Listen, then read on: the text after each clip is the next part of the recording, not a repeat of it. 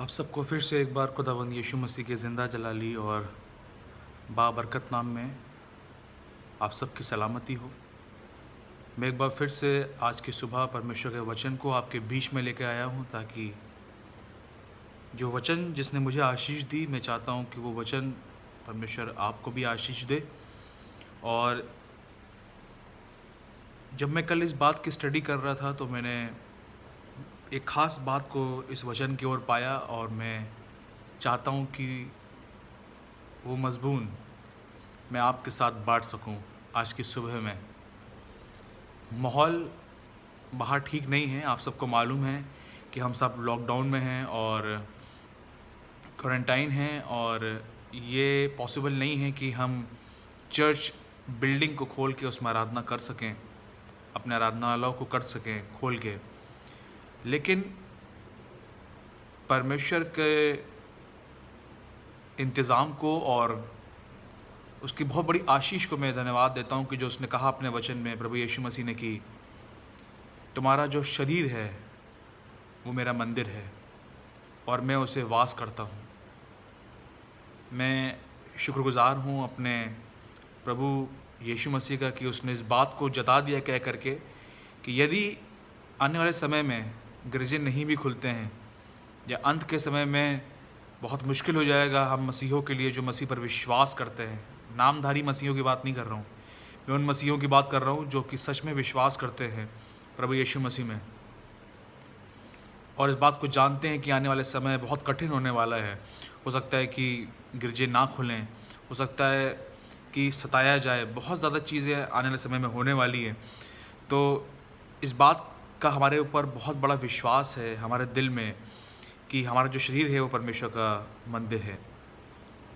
आइए आज की सुबह परमेश्वर के कलाम से बातचीत करते हैं, और मैं दुआ करता हूँ कि ये कलाम जिस तरीके से इसने मुझे बरकत दी, ये आपको भी बरकत देने वाला बन सके। और इस कलाम की शुरुआत मैं आपसे करूँगा जो मुझे मिली, उसकी रोमियो की किताब, उसका पहला बाब और उसकी 18वीं आयत के अंदर। रोमियो की किताब, उसका पहला बाब और उसकी 18वीं आयत के अंदर। और मैंने यहाँ पे जो लिख रखा है वो इस तरीके से है कि don't suppress the truth in unrighteousness, यानी कि सत्य को अधर्म से मत दबाओ। जी हाँ, सत्य को अधर्म से मत दबाओ।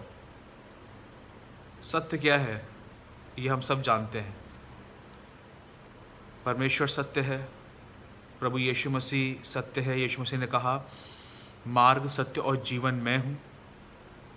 हम सत्य जानते हैं, खुदा की बातों को जानते हैं, खुदा की आराधना करना जानते हैं, जो बातें उसको पसंद हैं वो जानते हैं, जो बातें उसको नापसंद हैं वो भी जानते हैं। तो आखिरकार सत्य को अधर्म से मत दबाओ, ऐसा क्यों है? क्यों हम सत्य को जानने के बावजूद भी, या कह लीजिए हकीकत को जानने के बावजूद भी, हम उसको अपने अधर्म के कामों से रोज़मर्रा की ज़िंदगी में दबाते हैं? ख़ास तौर से ये मैसेज जो है ये विश्वासियों के लिए है, क्योंकि अफसोस की बात है बहुत सारे मसीह, हमारे भाई बहन मसीह होने के बावजूद भी ऐसे काम कर रहे हैं, अधर्म के काम कर रहे हैं, जिन्होंने जानबूझकर सत्य को जानने के बावजूद भी अधर्म को से उसको दबा दिया। पौलुस इस बात को कहते हैं अपनी पत्री में, कहते हैं कि अपने लोगों से कि ये ज़रूरी था कि ये सुसमाचार का प्रचार पहले तुम में किया जाता, लेकिन तुमने हठी करी, तुमने नहीं माना, तो अब हम अन्य जातियों की ओर फिरते हैं। ये ज़रूरी था कि परमेश्वर का सुसमाचार, जो कलाम का जो गहरी बातें हैं भेद की, वो पहले मसीहों को बताई जाती, क्योंकि आज 70 से 80% जो मसीह रह गए हैं वो नामधारी मसीह हैं। वो अपने बनाए हुए नियम और कानूनों में 100% श्योर है। जो कलाम के अंदर जो नियम और कानून लिखे हैं उसको जानने के बावजूद भी, उस सत्य को जानने के बावजूद भी, बहुत से लोग जो है इसको टाल देते हैं, अधर्म से दबा देते हैं। और अपने नियम और कानून बना रखे हैं और वो उसमें बहुत खुश रहते हैं। बहुत से लोगों ने तमाम ज़िंदगी अपनी बिता दी उसमें, अपने असूलों में, अपने रहन सहन में। लेकिन परमेश्वर का कलाम बताता है कि तुम सत्य को अधर्म से ना दबाओ। यदि इसकी आप रोमियो उसका पहला बाब और उसकी 18वीं आयत के अंदर यदि आप देखेंगे तो लिखा है, परमेश्वर का क्रोध तो उन लोगों की सब अभक्ति और अधर्म पर स्वर्ग से प्रकट होता है जो सत्य को अधर्म से दबाए रखते हैं। जो लोग सत्य को अधर्म से दबाए रखते हैं, यहाँ पे कुछ लोगों का जिक्र हो रहा है, कुछ झुंड के लोग हैं, कुछ समूह हैं। तभी इसलिए लिखा हुआ यहाँ पे, परमेश्वर का क्रोध तो उन लोगों की सब अभक्ति और धर्म पर स्वर्ग से प्रकट होता है। जो ऐसे लोग हैं जो आज के ज़माने में, आज के समय में सत्य को अधर्म से दबाए हुए हैं। अधर्म का मतलब क्या है? अनराइचियसनेस, अधर्मीपन, गुनाह, पाप। सत्य को जानने के बावजूद भी उसे दबाए हुए हैं। ऐसे लोगों के लिए एक बात लिखी हुई है, लिखा है, परमेश्वर का क्रोध तो उन सब लोगों पर जो ऐसे काम करते हैं, उन सब पर स्वर्ग से प्रकट होता है। आज हम परमेश्वर की आशीषें नहीं कमा रहे जो हमें कमानी चाहिए। हम कमा रहे हैं तो सिर्फ उसका क्रोध। किस दिन के लिए? उसके न्याय के दिन के लिए, जब प्रभु यीशु मसीह हमारे बीच में आगमन करेगा दोबारा, जब वो आएगा बादलों पर अपनी कलीसिया को लेने के लिए। न्याय के दिन के लिए हम परमेश्वर के क्रोध को कमा रहे हैं। और अफसोस की बात है कि ऐसे लोग हैं, लिखा है, वो लोग, उन लोगों ने जिन्होंने सत्य को अधर्म से दबा रखा है। आज ज़रूरत है कि मैं और आप सत्य को जान सकें। यदि आप इसकी आगे 19वीं आयत में देखेंगे तो लिखा हुआ है, इसलिए कि परमेश्वर के विषय का ज्ञान उनके मनों में प्रकट है, क्योंकि परमेश्वर ने उन पर प्रकट किया है। परमेश्वर का ज्ञान, उसकी बातें, उसके हुक्म, उसके कायदे, उसके कानून, उसके तौर, उसके तरीके, इन सब बातों का ज्ञान हमें बचपन से हम सुनते आ रहे हैं। VBS भी अटेंड किया, संडे स्कूल भी अटेंड किया, सब चीज़ें करते आ रहे हैं। हम बहुत सालों से सेवकाई करते आ रहे हैं। हमें सब बातें मालूम है कि परमेश्वर को कौन सी चीज़ें पसंद हैं, कौन सी चीज़ें नहीं पसंद हैं। लेकिन हम फिर भी जानबूझकर, देखिए 3 किस्म के लोग होते हैं। पहला, जो गलती नहीं करता। दूसरा, जो गलती करता है। और तीसरा शख्स वो होता है जो जानबूझकर गलती करे। जान के करने वाली गलती, हमें सब मालूम है, हमें सब बातें पता है कि परमेश्वर का क्रोध किन किन बातों से होता है। हमें सब मालूम है कि यदि हम उसके नियम और कानून को, उसकी बातों पर, उसके तरीक़ों पर, उसकी मर्ज़ी पर नहीं चलेंगे तो हम सब के लिए एक पनिशमेंट है, सज़ा है। लेकिन जानने के बावजूद भी हम अपने अधर्म के कामों से उस सत्य को, उन बातों को हम दबा देते हैं। ये मैसेज ख़ास तौर से मैं इसलिए दे रहा हूँ क्योंकि हम बहुत कठिन समय में चल रहे हैं और मेरा ये ऐसा विश्वास है, मैं और तमाम बातों पर विश्वास नहीं करता, लेकिन मेरा अपना ये पर्सनल विश्वास है कि हम अंत के दिनों में कदम रख चुके हैं। और ज़रूरी है कि हम अब उन बातों को, सख्त बातों को ग्रहण करें जो शायद हमने नज़रअंदाज करी, शायद हमने सुनना अच्छा नहीं लगा हमें। हमने परमेश्वर की आशीषों के बारे में बहुत सुन लिया, हमने उसके प्रेम के बारे में बहुत सुना, देखा। हम वो चीज़ें सुनना मांगते हैं जो हमारे कानों को, हमारे दिल को अच्छी लगे, लेकिन हम उन बातों को सुनना नहीं मांगते जो हमारे हृदय को, हमारे गूदों को अंदर छेद दे, काट डाले, भेद दे। और परमेश्वर का वचन जो खरा है, जो दो धारी तलवार है, वो कुछ ऐसा ही है। मुझे मालूम है हर कोई इस वचन को ग्रहण नहीं कर सकता। जो इस वीडियो को देख रहे हो, तो बहुत से लोग मेरी बातों से ना इत्तेफाक रखते हो, सहमत ना हो, लेकिन जो सहमत होगा, जो परमेश्वर के वचन को जानता है, जो समझता है, जो परखता है, वो मेरी बातों पर ज़रूर से अपनी सहमति दिखाएगा और अपने जीवन को बदलेगा। तो उसकी आप 19वीं आयत में लिखा हुआ है, इसलिए कि परमेश्वर के विषय का ज्ञान उनके मनों में प्रकट है, क्योंकि परमेश्वर ने उन पर प्रकट किया है, हम पर परमेश्वर ने अपने ज्ञान को, अपनी बातों को प्रकट कर रखा है।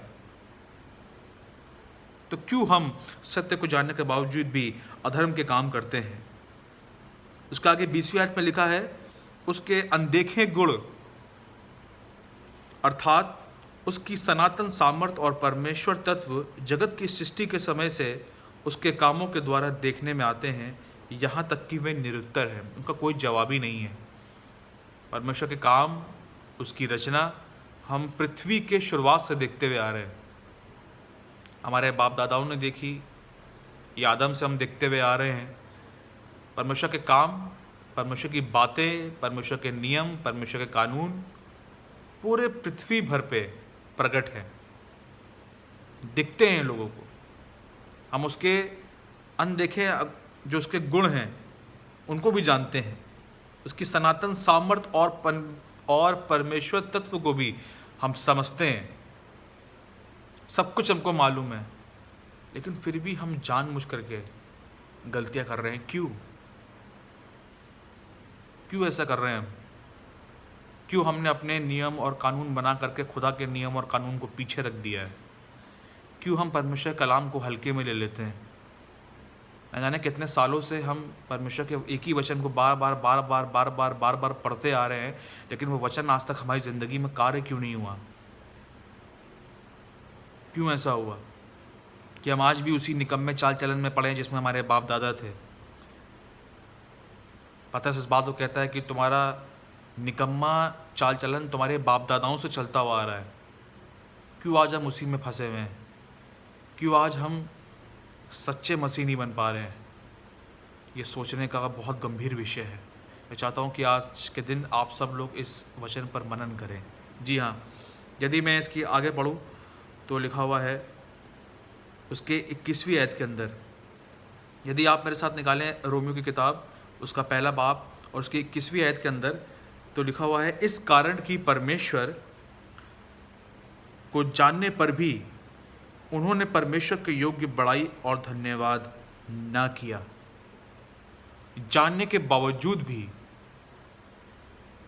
उसकी सारी बातों को समझने के बावजूद भी लिखा है, उन्होंने परमेश्वर के योग्य बड़ाई और धन्यवाद नहीं किया। हमें परमेश्वर की बड़ाई करनी चाहिए थी, उसे धन्यवाद देना चाहिए था, लेकिन हमने ऐसा कुछ भी नहीं किया। हम क्या करते हैं मालूम है? हमारे पास व्हाट्सएप पे कोई मैसेज आता है तो हम कैलकुलेशन करने लगते हैं कि इतने दिन हो गए क्वारंटाइन और लॉकडाउन में, 19 दिन और बढ़ गए, टोटल 40 दिन हो गए। नूह के समय भी 40 दिन थे, आज भी 40 दिन हो गए। तमाम चीज़ें हम आने वाले काल और समय के बारे में जानने में इतना उत्सुक हैं, इतना बिजी हो गए हैं कि कैसे करके हम मालूम कर लें कि यीशु मसीह का आना कब है। और जो कर लेता है वो अपना को बहुत जीनियस समझता है। एक बार कि यदि आपको मालूम भी चल जाए कि उसका आना कब है, तो मैं आपसे सवाल पूछता हूँ, क्या आप तैयार हैं? आपको सब कुछ मालूम है, आपको पूरी बाइबल मालूम चल गई, आपको पूरी डॉक्ट्रिन बाइबल की मालूम चल गई कि यीशु मसीह कब आने वाला है, और यदि आप तैयारी नहीं है तो आप कैसे जा पाएंगे उसके साथ? इससे बजाय कि हम उसके चिन्हों को देखें, उसके आने के समय को देखें, तैयारी करें, कैलकुलेशन करें, व्हाट्सएप में फर्जी चीज़ें एक दूसरे को व्हाट्सएप हम शेयर कर रहे हैं आज के समय में, घर बैठे बैठे फालतू की चीज़ें कि मोबाइल रख के मत सोना या दूर रख के सोना, फट आएगा, रेजेस निकल रही हैं, दुनिया भर की चीज़ें, तमाम चीज़ें हो रही हैं। और लोग तो, अफसोस की बात यह है कि जो मसीह लोग हैं उनको कलाम पर विश्वास होने के बावजूद भी, खुदा पर, उसके वायदे पर भरोसा रखने के बावजूद भी हम इनको इतनी तेज़ी से फॉरवर्ड कर रहे हैं कि हम भूल गए कि परमेश्वर ने अपने लोगों के लिए जो उससे प्रेम करते हैं, मोहब्बत रखते हैं, कितने वायदे किए, और हम फर्जी चीज़ों में लगे हुए। क्यों? लिखा हुआ है, इस कारण कि परमेश्वर को जानने पर भी उन्होंने परमेश्वर के योग्य बड़ाई और धन्यवाद ना किया। हमें उसको बड़ाई करनी चाहिए थी, उसके नाम को धन्यवाद देना चाहिए था, प्रेस करना चाहिए था, लेकिन हम ये नहीं कर रहे हैं। हम क्या कर रहे हैं? उसके बाद की आयत में लिखा हुआ है कि हम ये सब ना करने के बजाय क्या कर रहे हैं, उस पर गौर करें। लिखा हुआ है, परंतु व्यर्थ विचार करने लगे। व्यर्थ विचार करने लगे, यहाँ तक कि उनका निर्बुद्धि मन अंधेरा हो गया। हम व्यर्थ के विचारों में पड़े हैं। जैसे मैंने आपको बताया, कैलकुलेशन कर रहे हैं, 666, 999, लाल बछिया, कोरोना वायरस के विषय में हम सुबह से उठ के शाम तक बात करते रहते हैं, कितने लोग मर गए, कितने लोग नहीं मरे। सुबह से लेकर शाम तक घर में एक ही चीज़ रहती है, उनके अलावा और कोई लोगों के पास काम ही नहीं है। वचन पढ़ने का टाइम नहीं हमारे पास, दुआ करने का समय नहीं हमारे पास। जितना टाइम हम ज़ाया करते हैं न्यूज़ देखने में कि हम दुनिया भर की खबर लें। खबर लेना अच्छी बात है, न्यूज़ देखना अच्छी बात है, लेकिन हम व्यर्थ की बातों पर, उन बातों को जिनको हम कुछ नहीं कर सकते जानने के बावजूद भी, उसमें अपना समय क्यों ख़राब कर रहे हैं। हमें न्यूज़ से इन्फॉर्मेशन मिल रही है, अनंत जीवन नहीं मिल रहा। यदि हम मालूम है हमें कि हम अंत के समय में चल रहे हैं, समय खराब है, तो हमें अपना समय परमेश्वर की उपस्थिति में देना चाहिए, उसकी हुजूरी में देना चाहिए। बाइबल पढ़िए, दुआ करिए, अपने आप को तैयार कीजिए, अपनी आत्मा को तैयार कीजिए, कहीं ऐसा ना हो कि दूल्हा आ जाए और हम उस 5 मूर्ख कुमारियों की तरह हो जिनके मशाले और जिनके सब कुछ तैयार है लेकिन कुप्पी में तेल नहीं है। क्या फ़ायदा ऐसा करने से। इसलिए व्यर्थ की बातों पर मत विचारें। मेरे साथ निकाले आप, यदि आपकी पहला शमूएल उसका 12 बाब और उसकी 20 आयत से लेकर 21 आयत में लिखा हुआ है, शमूएल ने लोगों से कहा, डरो मत, तुमने ये सब बुराइयां तो की हैं, परंतु अब यहोवा के पीछे चलने से फिर मत मुड़ना। हमने बहुत बुराइयां कर चुकी, हम बहुत सारे काम कर चुके हैं, हम खुदा को बहुत नाराज़ कर चुके हैं। उसके हुक्म, उसके नियम और उसके कानून पता होने के बावजूद भी हमने जो है वो खुदा के काम को नहीं माना आज तक, डरे नहीं उसके कलाम से। लेकिन आगे बता रहा है, परंतु अपने संपूर्ण मन से उसकी उपासना करना। अब तुम पीछे ना मुड़ना, जो कर चुके हो उस पर गौर मत करना। अब समय ये है कि हम आने वाले समय में उसकी उपासना करें, उसकी आराधना करें, उसकी बातों को समझें, ग्रहण करें, उस पर चलें। मोबाइल में, व्हाट्सएप में फर्जी खबरें ना फैलाएं या उस पर विश्वास ना करें। परमेश्वर के वायदे पे विश्वास रखें। ये विश्वास की परख का समय है। अपने आप को तैयार करें, इस बात को समझें। लिखा हुआ है 21वीं आयत में, पहला शमूएल उसका 12 बाब और उसकी 21वीं आयत में लिखा है, और मत मुड़ना, नहीं तो ऐसी व्यर्थ वस्तुओं के पीछे चलने लगोगे जिससे ना कुछ लाभ पहुंचेगा और ना कुछ छुटकारा हो सकता है। पीछे मुड़ के मत देखना। यदि तुमने देखा तो तुम व्यर्थ की बातों में फंस जाओगे जिसमें कि आज दुनिया फंसी पड़ी है, और खुदा की उपासना, उसकी आराधना नहीं कर पाओगे। तुम दिन से रात तक कोरोना वायरस के बारे में ही विषय में बात करोगे, डरोगे और औरों को भी डराओगे, मैसेज और व्हाट्सएप कर करके, फ़ोन कर करके। तमाम दुनिया में खबरें फैल रही हैं, तमाम उसमें से कुछ झूठ कुछ सच है। मुझे समझ में ये नहीं आ रहा कि इंसान अपने आप को तैयार करने के बजाय, अपनी रूह को मुस्तैद करने के बजाय, अंतिम दिनों की तैयारी के बजाय इन सब बातों में उलझा हुआ है। एक व्हाट्सएप पे मैसेज आता है, हम सबको शेयर कर देते हैं, खुद भी डरते हैं, औरों को भी डराते हैं, लेकिन खुदा के वायदे पर, उसके हुक्मों पर, उसकी हिदायतों पर हमें भरोसा ही नहीं रहा।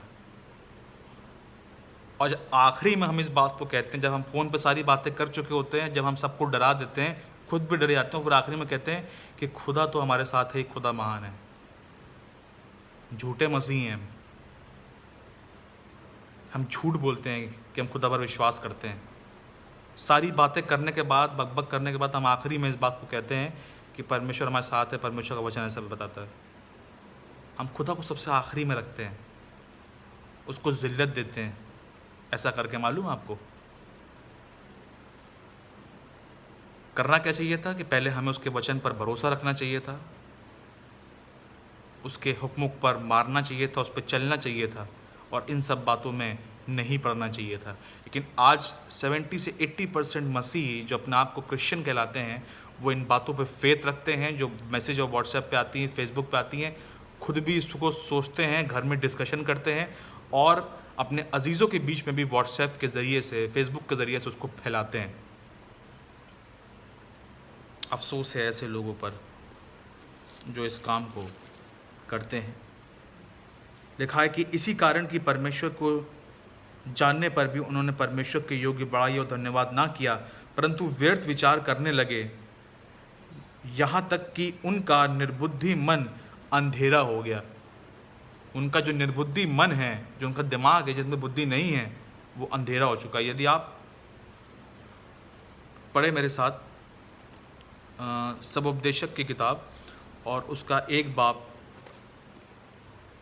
और उसकी दूसरी आयत में, सबोपदेशक the book of Ecclesiastes chapter number 1 verse number 2, तो यहाँ आपको मिलेगा उपदेशक का ये वचन है, व्यर्थ ही व्यर्थ, व्यर्थ ही व्यर्थ। 2 बार इस बात को रिपीट कर रहा है, कह रहा है व्यर्थ ही व्यर्थ है, व्यर्थ ही व्यर्थ है, सब कुछ व्यर्थ है।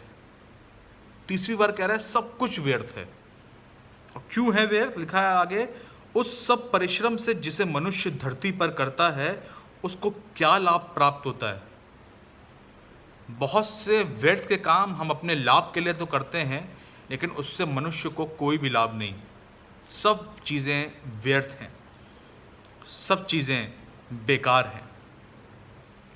तभी सबोपदेशक इस किताब में लिख रहा है, कह रहा है जितना भी तुम परिश्रम कर रहे हो व्यर्थ की बातों में, खाली पीली बैठे हुए हो, तुम्हें तो खुदा की समीपती में जाना चाहिए, उसके नज़दीकी में जाना चाहिए, तुमको फैमिली प्रेयर करनी चाहिए। शायद हो सकता है आज तक महीनों हो गया हो आपके बीच में फैमिली प्रेयर ना हुई हो, आपने खुद अपने लिए कभी दुआ ना करी हो, बाइबल ऑल्टर पर रख के सिर्फ धूल खा रही हो, लेकिन मुंह से हमने डेली प्रवचन बोले हों, हमारा दिल अंदर से पूरा खोखला है, खाली है, कोई फ़ायदा नहीं है। सारे परिश्रम तुम्हारे व्यर्थ हैं। तुम मुंह से तो ऐसी बातें करते हो, लगता है कि जैसे आसमानी बातें तुम्हारे मुंह से नाजिल हो रही हैं, तुम बहुत खुदा परस्त लोग हो, लेकिन तुमने अपने न्याय के कामों को, तुमने सत्य को, तुमने खुदा को, उसकी बातों को, उसके तौर और तरीक़ों को तुमने अधर्म से दबा रखा है। मत दबाओ, सत्य को जानो, उस पर अमल करो, उस पर चलो, खुदा की बातों पर, खुदा की मर्ज़ी पर, खुदा के तौर और तरीक़ों पर अमल करो, समझो और जानो। मेरे साथ निकालें आप, इसी रोमियो की किताब में आप देखेंगे उसका 1 बाब और उसकी 28वीं आयत के अंदर यहाँ लिखा है, जब उन्होंने परमेश्वर को पहचानना ना चाहा तो परमेश्वर ने भी उन्हें उनके निकम्मे मन पर छोड़ दिया कि वे अनुचित काम करें। जब तुमने खुदा को पहचानना ना चाहा, तुमने सत्य को जानने के बावजूद भी अधर्म के काम से उसको दबाना चाहा, तुमने उसको पहचानने की कोशिश नहीं करी, जानबूझ करके। तुम जानते हो खुदा को, तुम खुदा की बातों पर जानते हो, उसके हुक्मों को तुमने बाइबल मुकद्दस में पढ़ा है, लेकिन तुम उसके बावजूद भी आज के समय में क्या कर रहे हो? तुम सिर्फ एक काम कर रहे हो, तुम उसे पहचानना नहीं चाहते। लिखा हुआ है, तो परमेश्वर ने भी उन्हें उनके निकम्मे मन पर छोड़ दिया कि वो अनुचित काम करें। जब हम ऐसा काम करते हैं, ऐसी हरकतें करते हैं, तो खुदा क्या करता है? ऐसे लोगों पर, उनके निकम्मे मनों पर उनको छोड़ देता है, ताकि तुम बुरी बुरी बातें करो, तुम उसी में ही पड़े रहो ज़िंदगी भर, बर्बाद हो जाओ उसी में, क्योंकि तुमने खुदा को जानने के बावजूद भी तुमने उसको पहचाना नहीं। उसको मालूमात होने के बावजूद भी, उसके सत्य को मालूम होने के बावजूद भी तुमने अपने अधर्म के कामों से उसे दबा कर रखा हुआ है। इसलिए उसमें लिखा हुआ है, यदि इसमें आगे पढ़ें आप, तो लिखा हुआ है, इसलिए वे सब प्रकार के अधर्म और दुष्टता और लोभ और वैरभाव से भर गए, और ढा और हत्या और झगड़े और छल, और इसका आगे तमाम क्वालिटीज़ लिखी हुई हैं जो मनुष्य आज के समय में कर रहा है, गुण लिखे हुए हैं। तो मेरे प्रियो, ये जो समय है, ये अंत का समय में हम चल रहे हैं, उसको कदम बढ़ा चुके हैं। और लिखा भी हुआ, यदि आप मेरे साथ निकाल के पढ़ेंगे प्रेरितों के काम उसका 1 बाब और उसकी 7वीं आयत के अंदर लिखा हुआ है कि समय और कालों को जानना तुम्हारे बस की बात नहीं है, इस पर ना पढ़ो। यदि आप मेरे साथ निकालें, मैं आपको पढ़ के बता देता हूँ, प्रेरितों के काम और उसका 1 बाब, प्रेरितों के काम उसका 1 बाब और उसकी 7वीं आयत के अंदर लिखा हुआ है, उसने उनसे कहा, उस समयों या कालों को जानना जिनको पिता ने अपने ही अधिकार में रखा है तुम्हारा काम नहीं है। जब कह रहा है परमेश्वर का वचन, प्रभु यीशु मसीह अपनी रूह के द्वारा चेलों से इस बात को लिखवा रहा है, और वो कह रहे हैं इस बात को कि उन समयों या कालों को जानना जिनके पीछे तुम पड़े हो, दिन रात मेहनत कर रहे हो, कोशिश कर रहे हो कि तुमको मालूम चल जाए, कैसे हम कैलकुलेशन बैठा लें सारी, कि हमको मालूम चल जाए यीशु मसीह कब आने वाला है, और फिर भी हम रेडी ना हुए तो क्या फ़ायदा। और लिखा हुआ है, जिनको पिता ने अपने ही अधिकार में रखा है तुम्हारा काम नहीं है। ये तुम्हारा काम नहीं है। तुम कैलकुलेशन करो, दुनिया भर के तमाम गणित लगा लो, सारा दिमाग लगा लो, तुम्हारा काम नहीं है। ये व्यर्थ काम है, व्यर्थ परिश्रम कर रहे हो। इसके बजाय तुम खुदा की उपस्थिति में जाओ, दुआ करो, पश्चाताप करो, अपनी रूह को मुस्तैद करो, ताकि खुदा के आमद के दिन के लिए, खुदाबंद यीशु मसीह के आने के दिन के लिए अपनी रूह को, अपने आप को तैयार कर सको। ये काम करो। फर्जी व्हाट्सएप पे मैसेज वायरल ना करो, ना खुद डरो ना दूसरों को डराओ। अपने आप को अंतिम दिनों के लिए तैयार रखो। खुदा आप सबको इस कलाम से बरकत दे। और मैं चाहता हूँ कि इससे पहले कि हम यीशु मसीह को बादलों पर आते हुए देखें, यीशु मसीह उससे पहले हमारे और आपके जीवन में दिखाई दे। ये इम्पोर्टेंट है कि हम उसको बादलों पर तो देखेंगे, लेकिन उससे पहले यीशु मसीह मेरे और आपकी ज़िंदगी में दिखना चाहिए।